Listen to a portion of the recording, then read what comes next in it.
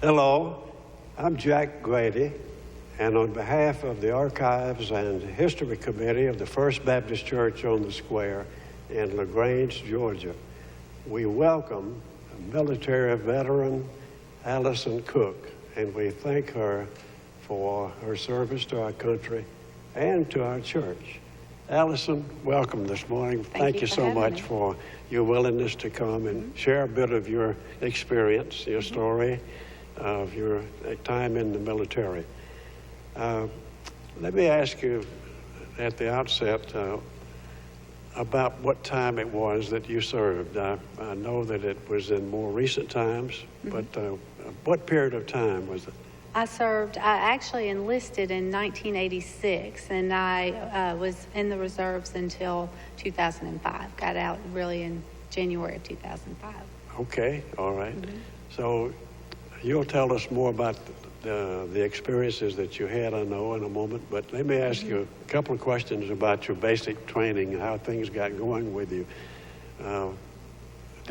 Did you volunteer for this military service? I did volunteer for a military service, and it's kind of interesting because I actually joined when I was 17. They 17. They had a program at the time that was called Split SAM training. So I joined when I was 17 and went to boot camp between my junior and senior year in high school. My goodness. At 17. Wow, yeah. And then came back, finished high school, and then went on to additional What training. did they call this program? Split SAM. Split SAM.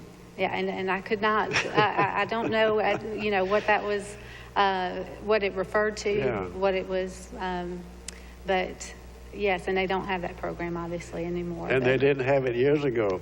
It's interesting. I ask you this because of my own experience. I was eager to go into the Navy and was planning, along with friends from high school. We went down and talked to the naval recruiter about every week or two.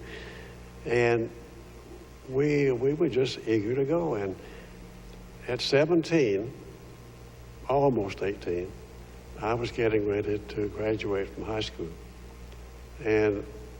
But I went ahead and went up to, we were living in Alabama at that time, went to Birmingham, went through the preliminary process, did our physicals and all that, came back home, and then waited for graduation from high school. And once we did that, back we went to Birmingham. We were assigned to a train that took us to Great Lakes Naval Training Center up in the northern parts of the country. But I never heard of this program before, Split SAM. Split SAM, and that's correct. And it was a program where you could enter at 17, attend boot camp or training between your junior and senior year, come back and finish high school, and then go on into additional training and service. My parents were willing, going back to my experience, my parents were willing, knowing that I was soon to graduate from high school, they went ahead and signed off on my enlistment papers, even though I was just 17. But by the time I got back to Birmingham and went through the final stage, boarded the train and everything, I was 18, just about that time. So, well, enough of that. But it's interesting, that process that you went through, that program, I just was not aware of it. So you've been looking forward to doing this, I presume, while you were in high school? To be honest with you, I had not. My brother had joined. He was 18, and he joined when he got out of high school. Yeah. And he was active duty. I was strictly reserve. But he went on, and there was a program at the time with the recruiter that if he was able to recruit other members to join, then he would get some extra benefit, extra perks from that. And I'm not sure that ever happened. But a friend of mine, and both me and my friend joined at about the same time. Yeah. Both did the summer program where we went to boot camp. Yes. Training during the summer. So this was the Navy, Naval Reserve. Naval Reserve. Naval Reserve. That's interesting. were you assigned to, well, I don't want to get ahead of our discussion here, the sequence of things. I'd like to kind of keep that in mind. But you went then to boot camp. Went to boot camp. I went to Orlando, Florida, which the site is no longer available. That base has been closed down. But I went to Naval Training Command in Orlando, Florida. It was in Company K-100. I see. I do remember that, yes. Oh, okay. Good. And tell me about your boot camp experience. Boot camp experience, basically, I think one of the questions that you asked was what was the most difficult part of boot camp. And for me, being young, being 17, and having no earthly idea what I was getting into or what to expect, the most difficult part was having to face the company commanders, basically, which they were, E6, E7 level, and at the time you had no idea of the chain of command and what level that was. All you knew that they were authority, and it was a little intimidating. Oh, I'm sure. So the greatest, I guess, experience that I had that was the most difficult was just in dealing with the company commanders, wanting to get it right, do the right thing, not fail. Because of fear of repercussion if you did something wrong. So that was difficult because I've always been a very easygoing sort of person and never really liked confrontation. So that was the biggest drawback for me, was just being able to, of course I never had to experience that because I did what I was supposed to do and as I was supposed to do it, and was able to follow orders and didn't make waves, and so never got into trouble, never had to experience that, but I did get to see other people, face the learning experience. It was a learning experience. Absolutely. Okay. Now, how long was boot camp? Boot camp was 3 months. 3 months. 3 months. Interesting. Well, it was basically the summer, and for us in Louisiana, where I grew up, our summers lasted, and now it's not like that anymore. But for our summers, we were out of school for 3 months. 3 months, and so the entire summer I was in boot camp. Yeah, I see. Okay. Well, where did you go then? Where were you assigned after boot camp? After boot camp, of course, because of the program that I was in, I went back home and was a weekend warrior, basically.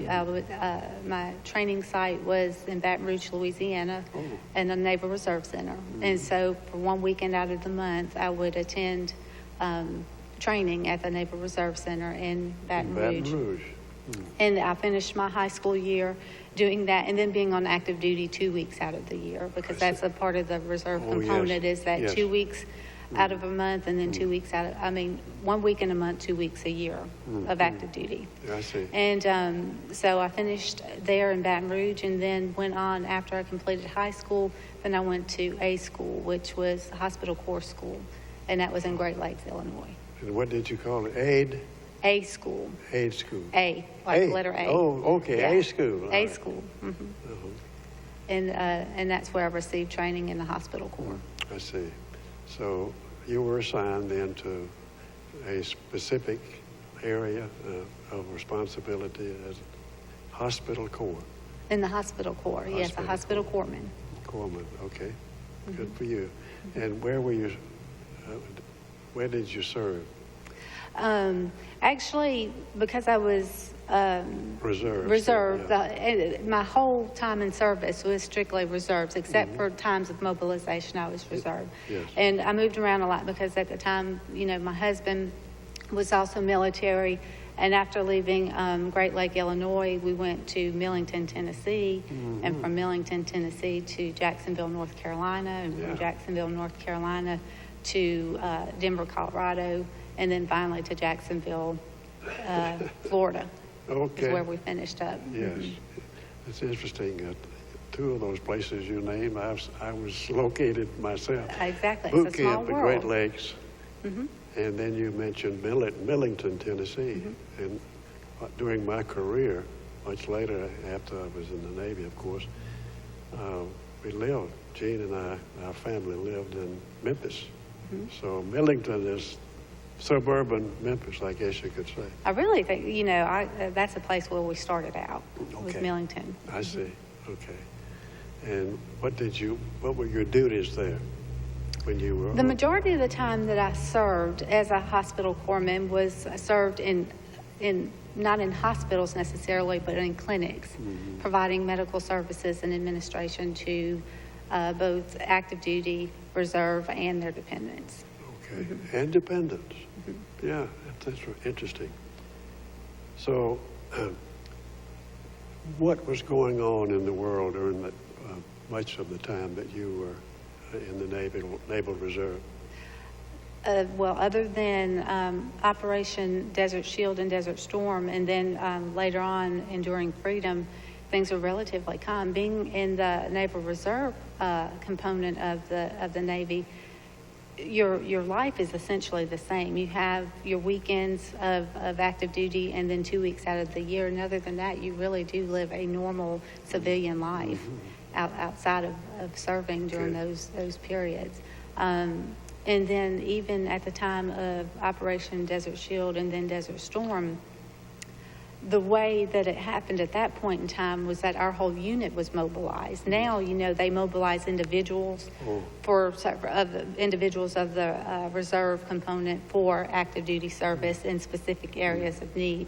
At that particular time, our whole unit was mobilized at Naval Hospital Cherry Point, North Carolina. We were serving in Camp Lejeune, but our hospital where we were mobilized to was at Cherry Point.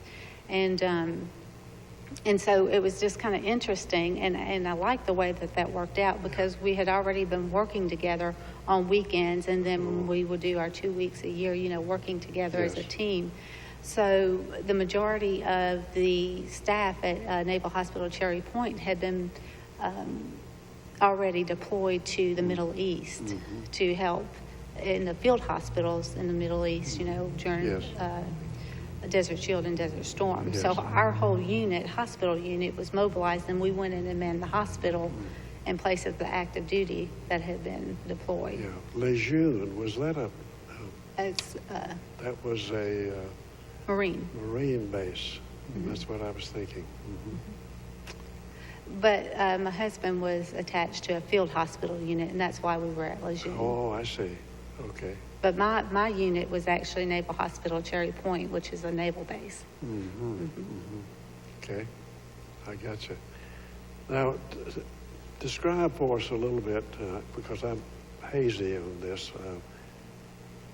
Desert Shield.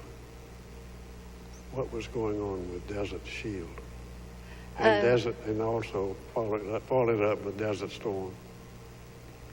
Those two periods of time. Those were very short periods of time when they were dealing with Saddam Hussein.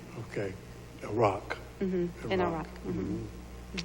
But a lot of personnel, Army personnel. There were a lot of personnel there, but it was a very short campaign, and it ended very quickly without a lot of casualty. Yes. Without, I think at the time their capabilities was mostly with Scud missiles, and so they had to deal, our men had to deal with Scud missile attacks. But we didn't have a lot of fatalities like we've had. Missiles. Scud. Do you remember that Scud missile? terminology? Yes. Of course, I didn't experience it on site, but I remember that name. When you said it didn't last long, and I can remember that now as you mentioned it, but the opposite of that, I guess, was the campaign in Afghanistan that dragged out for so many years. Did you get involved at all in that period during that period of time? I was not mobilized. Actually, in 2004, 2005, I was due to be mobilized to go to Afghanistan. Oh. And but as it turns out, I didn't have enough time left on my contract for them to send me over. But I made it as far as to Virginia in the mobilization process. You were ready to go. But was actually ready to go. But as it turns out, I did not, and I'd actually gotten out after that. Wow, wasn't that? It was close. It was very close. Memorable experience. waiting for the call to go to Afghanistan during that long war. My goodness. Well, at that point, though, it really does make you aware of the commitment that you made. The commitment that you made, okay. The commitment that you made, you know, that it actually doesn't. I appreciate you saying that. That's an important statement. The commitment that you made. You knew going in that you had a commitment.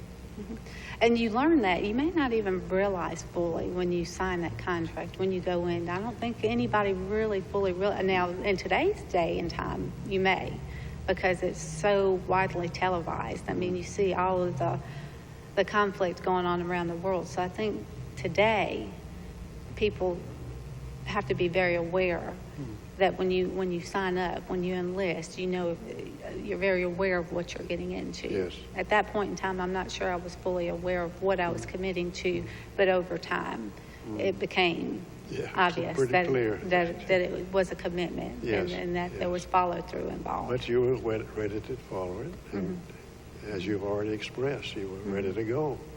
Yeah. Well, we salute you for that and appreciate your commitment. It speaks volumes, really, of your own attitude and your commitment that you did make. Let me ask you about where you were or what you were involved with after the 9/11 attack.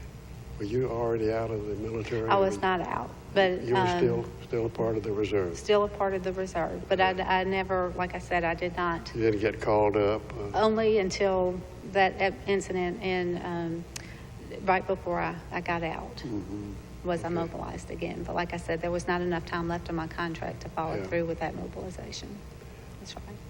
I'm intrigued with that terminology. They call it a contract. It's like you have a contract with an opportunity that you might have as an employee in a large company. Contract. You sign a contract. It is a contract, but I don't remember signing well, I guess I did in a way when I joined the Navy, but I just never thought about it as a contract. It's interesting. And that when you signed that contract, you knew you were committed and you were ready to do whatever they asked you to do. Good. When you were on duty, were you in a hospital facility or? Well, I did serve in the hospital. Now, when I was mobilized, yes, we were in a hospital facility, Naval Hospital Cherry Point, and we're on active duty in North Carolina, and our unit served in that hospital for just over a year. And we manned the hospital. All departments of the hospital, basically. Wow. I happened to work in a pediatric clinic for the majority of that time. I probably shouldn't say this, but it sounds like you would be of help today because of all of the problems they're having with military hospitals. But that's a whole nother subject. It's a whole nother subject, and it's terrible, but yeah. I'm sure you are more in tune to what's going on than I would be. But yes, it is unfortunate. Yeah, but a lot of the military hospitals or the VA hospitals have contract civilian employees working for them. It's really not a lot of military I see. Okay. Provision there. It's really mostly. I wasn't sure about that. That's interesting. Thank you for pointing that out. Well, of all of your experiences during your time when you were under contract, so to speak, your commitment that you made going into the service, age 17, what is, let's say, one of your most memorable experiences? Well, I'd say the most memorable experience was in that mobilization process, being basically put to the test. We had trained, been a part of the weekend warriors, I'll call it, working our 2 weeks out of the year, but this was kind of the test to see, were we ready to do what we were trained to do, basically, to go in and to provide the support that we needed. Yeah. And it was a test, and it was a successful test, and we did it, and it was memorable in that we really worked together. We made those friendships, bonded together, worked together, and made it work. And so it made it work. And so that was the you made it work. The most memorable, I'd say. Good. Yes. That's very good. Thank you.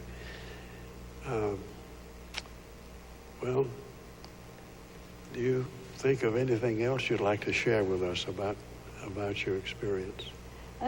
Basically, I'm just grateful for the opportunity to serve, and I'm grateful, and just no regrets there. Yeah. It's just a part of my life experience, and like I said, actually, I have to say too that the friendships that I formed there were integral in my coming to Christ too, and I would have to say that was the most important thing, is that I had a friend who was in my reserve unit who had gotten to be very close friends with, and she invited me to church, because to that point I was not raised in the church. I didn't come from a Christian home, and that was my first real exposure to church and to the church body and to Christ, and so I'm just so grateful, and that process led me to the one person who led me to the Lord. Wow, isn't that something? That's quite a thing to remember, and I do appreciate you sharing it. That is interesting. And I'm not sure how the Lord would have done it otherwise. I'm sure He had a plan, but it's funny how that all kind of worked into His plan. I didn't ask you where you grew up. Was it here in LaGrange? No, actually, I grew up in Louisiana. I was born in New Orleans, raised in the Kenner Metairie area, and then as a teenager moved to a small town called Amite, Louisiana. And that's what Amite, Amite. I know it. Have you ever heard of, oh my goodness, a senior moment again, Alexandria? Yes. I've been to Alexandria. Had an aunt who lived there. Alexandria is right in the center of the state. And my young family, we were at that time, lived in Alexandria for about 4 years, and loved it. It was a very interesting experience being there.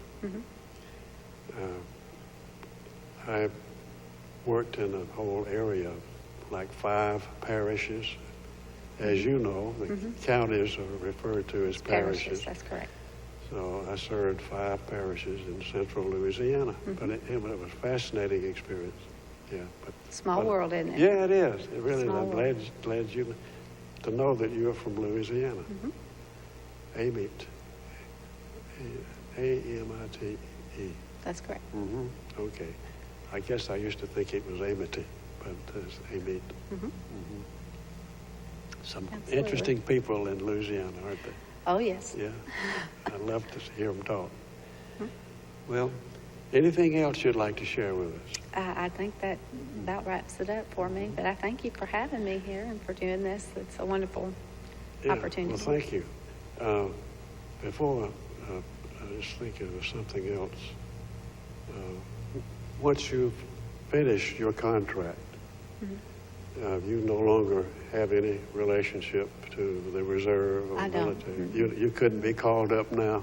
No, there's no, I'm beyond the age, actually, of being called. I'm old now. I thought about that while we were talking earlier, but it dawned on me that maybe you still had some sort of a contractual arrangement that would bring you back, but you don't.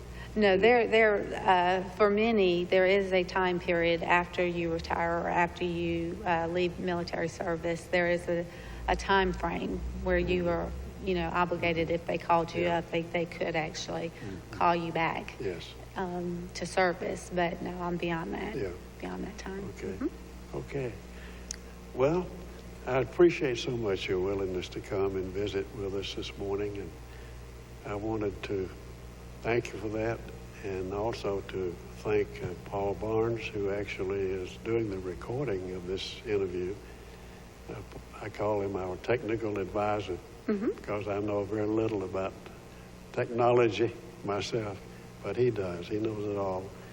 And he's putting this on a DVD, Allyson, and he will make 4 copies of it soon. And when he has a chance, he has a lot of other things going on here on the church, in the church, as a member of the church staff. But he'll make a copy for use by the Archives and History Committee. We'll keep that copy downstairs in their office. We'll also put a copy in the church library so that our church members, if they'd like to check it out, just like they check out a book, they can do that and see that interview on a DVD, and then, of course, take it back like they would take a book back if they have it. Right. Not only now in the immediate future, but in the future years to come. Our members can look at this and think about people who served in our military during these years that have gone by rapidly for me. Then we'll also have a copy made for the museum on Main downtown. You know where it is, I'm sure, but there'll be a copy that we give to them. They have asked for that, and they'll keep it in place down there in the museum that people can come in and check it out and view it if they wish. But then the 4th copy will go to you, and I'll deliver that soon after we get it completed.